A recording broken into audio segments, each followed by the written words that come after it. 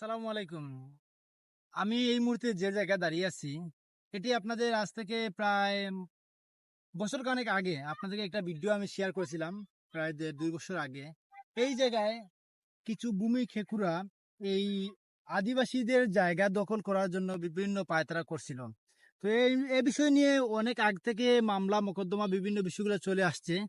আর আপনারাদেরকে আমি তখনই বলেছিলাম যে যে পাহাড় কেটে ফেলা সম্পূর্ণ আইনানুগ নিষিদ্ধ, এবং আদিবাসীদের যে জায়গাগুলো আছে, আমরা যাদেরকে উরাও সম্প্রদায় বা আদিবাসী বা ক্ষুদ্র নৃতাত্ত্বিক যে যার ভাষা বলেন না কেন, তাদের জায়গাগুলা কিনা বেচা সম্পূর্ণ বাংলাদেশের সংবিধান অনুযায়ী নিষেধ।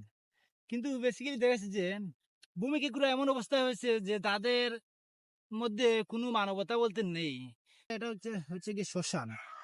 এই শ্মশানটা আছে, কিন্তু এই শ্মশানটা একটা সময় এই সমতলে ছিল। ওই যে পাহাড় দেখতে পাচ্ছেন, এই পাহাড়ের সমান, এই এই পাহাড় আর ওই পাহাড় সমান ছিল। কিন্তু আদে এই ভূমি কেকুরা যেভাবে মাটি কেটে রাতের আধারে দিনে বা অনেক সময় ক্ষমতার ব্যবহার করে, যে মাটি প্রায় সময় কেটে নিতে নিতে বর্তমানে দেখেন লেভেলটুকু প্রায় অন্ততপক্ষে আমি যে জায়গা থেকে দাঁড়িয়ে আছি এই জায়গা থেকে অন্ততপক্ষে 50 ফিট নিচে কতটুকু মাটি নিয়ে এমনকি এই যে ঘর বাড়ি ইতিমধ্যে তোলা হয়েছে, সবগুলা দখলে। কিন্তু এগুলা হচ্ছে গিয়ে মূলত আদিবাসীদের জায়গা, এগুলা কেউ দখল করতে পারবে না আইনানুগ ভাবে।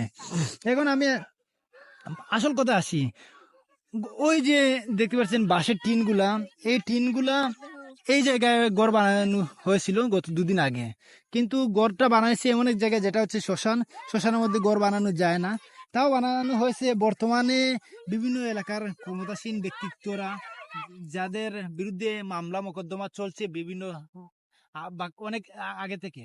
কিন্তু তারা এমনভাবে দখল করেছে যে শ্মশানটা পর্যন্ত ছাড় দিচ্ছে না।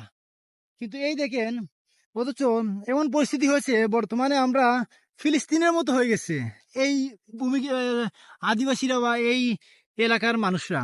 এই দেখেন, এই জায়গাটা হচ্ছে গিয়ে তাদেরও, তারা সেখানে ঘর বানাতে চাইছিল নিজেরা নিজেদের ঘর, কিন্তু তাদেরকে পুলিশ দিয়ে উচ্ছেদ করা হয়েছে। তারা এখানে ঘর বানাতে পারবে না, এই মাটিতে শুধু মাটিটা ভরাট করছে। অথচ তারা মাটিতে হাত দিতে পারেনি, নিজের মাটিতে নিজে হাত দিতে পারে নাই। অথচ ভূমি খেকুরা এই জায়গার মধ্যে তারা ওই ক্ষমতার অপব্যবহার করে পাহাড় কেটে শ্মশানের মধ্যে ঘর বানাচ্ছে। এটা আসলে আমি এর তীব্র নিন্দা জানাচ্ছি।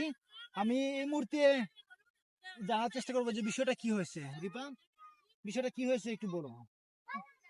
2 দিন আগে ওনারা ঘর বানাইতে, পরে আমরা বাধা দিছি। সকালে সকালে বাধা দেওয়ার পরে ওরা বলছে আমরা ভেঙে নিয়ে চলে যাচ্ছি। পরে আমরা বললাম আচ্ছা ভাই, আপনারা ভেঙে নিয়ে চলে যান, নাইলে এখানে একটা ঝামেলা হবে। ঝামেলা করার দরকার নেই আপনারা, কারণ এটা তো আপনাদের জায়গা না যে আপনারা ঘর বানাবেন, এটা তো আমাদের জায়গা। আপনারা কেন বানাবেন ঘর? পরে ওনারা চলে গেছে প্রথম অবস্থায় সকালে। যাওয়ার পরে আমাদেরকে বলছে চলে যান, আমরা আর ঘর বানাবো না। পরে একটু মানে দুপুরে 12টা 2টার দিকে এসে দেখি ওরা টিন লাগাই, মানে তোমাদেরকে বিদায় করে দিয়ে হ্যাঁ পরে ওরা সান্ত্বনা বলছে যে ঘর বানাবে না, পরবর্তী বাসায় চলে আসছে তখন আবার আবার বানাইছে আবার বানাইছে। বানাইছে পরে টিন লাগাইছে উপরেরটা। পরে ওদের তো রেডিমেড ঘর বানানি ছিল, টিন গুলা সব লাগানি ছিল। পরে মানে যখন আগে থেকে ওরা অলরেডি সব ওই প্রস্তুতি নিয়ে ফ্রেম রাখে, রেডি করা ছিল, হ্যাঁ শুধু এসে এখানে খুঁটি বানিয়ে বসাই দিছে। বসাইয়া দিছে। আচ্ছা পরে আচ্ছা। তখন আমরা আবার বিকেলে আইছি, তখন ওই যে পুলিশ আসছে, 999 আমরা ফোন দিছি, ওরা আসছে। পরে বলছে আর ঘর বানানি যাবে না, শেষ। এখন আপনারা কি যে কোর্টে যান, তারপরে একটা কোর্টের কাগজ দেন, তারপরে ঘর বানানি শেষ হবে, ওটা এইভাবে বলছে। বলার পরে কাকারা সবাই গেছে, ওরা আর ঘর বানাইছে না। পরে কালকে দেখি 2 দিন আমাদের কোর্টে যাওয়ার জন্য দিছে, দেওয়ার পর ওরাও কাজ করে নাই। পরে কালকে দেখি ওরা ঘর বানাইয়া মানুষ একেবারে ওই ঘরে, সেটআপ করে দিয়ে দিছে। হ্যাঁ সেট আপ করে দিয়ে দিছে। মানে তার মানে তোমরা গেছো কোর্টে বা হ্যাঁ অফিসিয়াল হ্যাঁ কাজের জন্য মামলা মোকদ্দমা করাতে গেছো, আর হ্যাঁ এদিকে তারা দখল করে মানুষজন হ্যাঁ। করে আবার বসিয়ে প্রথম দিয়েছে। দিন প্রথম দিন ভাই, ওই যে পুলিশ যখন ডাকে তখন তো থানায় ডাকে, ঠিক না ভাই? হ্যাঁ হ্যাঁ। ওরা ডাকছে পুলিশ ফাঁড়িতে। পুলিশ ফাঁড়িতে যখন, কাকারা তো জানে না পুলিশ ফাঁড়িতে যে ডাকছে। কাকারা বলছে আমরা তো পুলিশ যখন ডাকে আমাদেরকে সবসময় তো থানায় যাওয়ার কথা, আমরা পুলিশ ফাঁড়িতে যাবো কেন? তারপরও পুলিশের কথা মান্য করে গেছে। গিয়ে দেখে ওই যে বিপক্ষী দল ওদের সাথে বসা।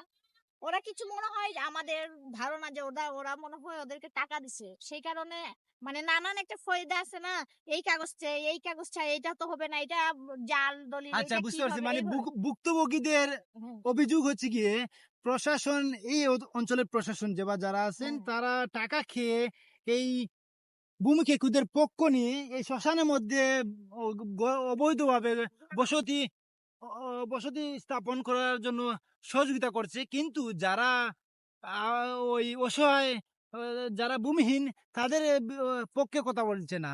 কাজেই আমি অনুরোধ করব যে যারা দেখছেন লাইভ ভিডিওটি সবাই শেয়ার করবেন এবং এর তীব্র নিন্দা জানাবেন। আসলে বাংলাদেশে সংবিধানে বলা হয়েছে যে আদিবাসীদের জায়গা বিক্রি করা যাবে না। অন্যদিকে হচ্ছে গিয়ে পাহাড় কাটা নিষেধ। দুই এর মধ্যে আরেকটা হচ্ছে গিয়ে পরিবেশ অধিদপ্তর কোনো ভূমিকা নিচ্ছে না এ ব্যাপারে। তো প্রশাসন নীরব, পরিবেশ অধিদপ্তর নীরব, সবাই শুধু ভূমি কেকুদের পক্ষে, তাহলে ওরা যাবে কোথায়?